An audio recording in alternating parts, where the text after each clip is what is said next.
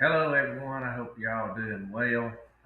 Just want to take a few minutes to give you a world missions update. As I looked over everything, there wasn't really enough to justify calling a full board meeting, and I certainly want to respect your time. And so, rather than asking for do a Zoom meeting, whatever, I just thought I'd simply record a video, give you an update, and of course, if you have any questions about anything, you can, anything I share here, please give me a call or email or text, whatever works for you, and I'll be glad to answer any questions you have. But everything's been going on is pretty much par for the course. First of all, I believe most of you already know that Brother Richard has accepted the pastorate at Abundant Life Church in Manchester, Georgia. That's here in the Central Georgia District. So I want to congratulate him and Beth in this new chapter of ministry. And I also want to encourage that we all pray for them, because moving from one state to another is a tremendous undertaking. I know Brother Billy and Brother JD, as well as myself, we know firsthand the challenges of relocating like that. And then when you add to that the responsibilities of a pastor and building all these new relationships and carrying that load, well, it's a whole other level. So let's continue to pray that God would give Richard and Beth and their family wisdom and strength, and that this would be a very smooth transition for them. As far as world missions is concerned, there's not really a whole lot of things going on out of the ordinary to report to you.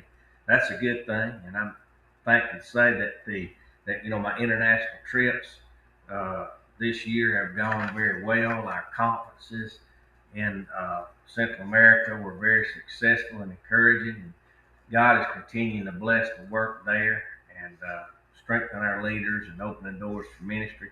The churches in Canada are also doing great. Brother John may be in his 70s, but I can tell you he certainly hasn't slowed down very much. He's still a tremendous worker for the kingdom of God. And both the church in Vancouver and the new church start there in Surrey are both doing well. And so it's very encouraging to see what God is doing there in Canada. I just returned from Morelia, Mexico on a trip with the bishop where we participated in not only the Mana Bible School graduations, but we also participated in the National Youth Conference there. And it was an outstanding event, and I would estimate somewhere between 800 and 1,000 people were in attendance of that event, and the vast majority of those were young people. And it was very exciting to see how many young people and young men and women are hungry for God and responding to His call. And if that conference is any indication, then I truly believe that the future of the church in Mexico is very bright. One unexpected event that arose recently was, of course, the earthquake in Venezuela, and we was able to respond to that. We've sent to date about $3,000 to assist with the efforts there. Brother Ellie Frank has been our superintendent, has been organizing teams and traveling to the affected areas to minister to people in need. And as I understand it, much of the expense has been for fuel, which is, of course, very costly. And along with that, they've been purchasing medical supplies for those that are affected by the earthquake. And so I was very thankful that we were able to help in a practical way during this emergency. And I would like to add that World Mission sent 2,000, and our disaster relief provided another $1,000 to assist with that. Looking ahead a little bit, my next international trip will be August 17th through the 31st. I'll be traveling to Zimbabwe for a crusade and ministry events, things going on there. One exciting development there in Zimbabwe is that we were able to fund the drilling of a new well at the World Harvest Church, where we'll actually be ministering. And the well cost approximately $7,000 to complete. But not only will it provide water for the church, but it will also serve the surrounding community there. And I love projects like this because they meet a practical need while also creating opportunities, to share the gospel. So please remember that trip in your prayers as the bishop and I prepare to go there to Wuru, Zimbabwe.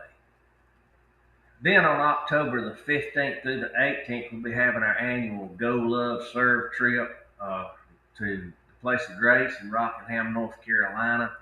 As always, this is a very simple and affordable missions opportunity. We don't charge anyone to participate. The only expenses is the person's hotel and meals, and we spend those few days serving alongside Pastor Gary Richardson there at the local church through prayer and outreach and worship and practical ministry. And so last year we done some street ministry, went out and held up signs and said honk for Jesus, and pull in if you need prayer. And several people did pull in. We prayed with several people.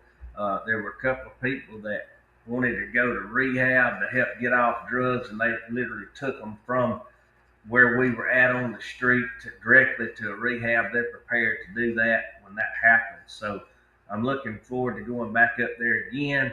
And if you or anybody you know wants to go and experience missions firsthand like that, this is a wonderful opportunity. So let them know about it. You can see the information here on the screen about that event. And again, if you have any more or any questions, let me know. There is one immediate need I'd like to bring to your attention, but it's in Costa Rica. Brother Humberto Solano, our superintendent there, he is in need of a vehicle. We've helped repair his current vehicle several times over the past few years, but this latest mechanical issue is going to simply cost more than the vehicle's worth.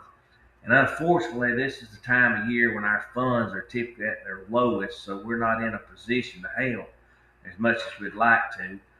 And so if you know anybody that would like to help with that, then please let me know, and we'll try to get that taken care of as soon as possible. I'm getting ready to send out info about Operation Christmas Cheer. We're preparing to get that out next week, and it's been a very good, in my opinion, a great success. Last year we were able to send out over $8,000. You see the countries listed there on the screen, so I won't name over them. But we're on average, since I think we started this in 2023, Operation Christmas Cheer, and in those 23, 24, and 25 years, we're averaging helping at least 10 countries a year by sending funds to them to purchase gifts for children. So I'll be sending that out pretty soon. I'm also preparing to send out Feast of Ingathering information and emphasizing that. We'll be sending out some of that next week as well, and then a little closer to November, I'll send out some cards. But every year, as you know, Feast of Ingathering provides the resources that enable us to respond to the needs that we have to, and whether it's disaster relief or helping people on the mission field with transportation or whatever, or even drilling wells, strengthening churches, responding to unexpected situations around the world. That's what allows us to do that. So the faithful generosity of our churches truly makes a difference. So I know you guys will join in helping me promote that when that time comes, and I greatly appreciate it. So overall, I'm grateful for what the Lord continues to do through world missions around the world. We're seeing churches established, we're seeing leaders equipped, we're seeing ministry strengthened, and we're seeing lives changed through the gospel of Jesus Christ. And that's what it's all about. So I thank all of you for your prayers, your support, your counsel as I need it, and your confidence in me as I serve in this ministry. And I appreciate each and every one of you and your investment that you make in world missions. And again, if you have any questions about anything I've shared today, please don't hesitate to reach out to me in whichever way works best for you: email, phone call, text, and I'd be happy to talk with you. So I want to thank you for your time, and God bless you, and I look forward to seeing you again soon. Have a great day.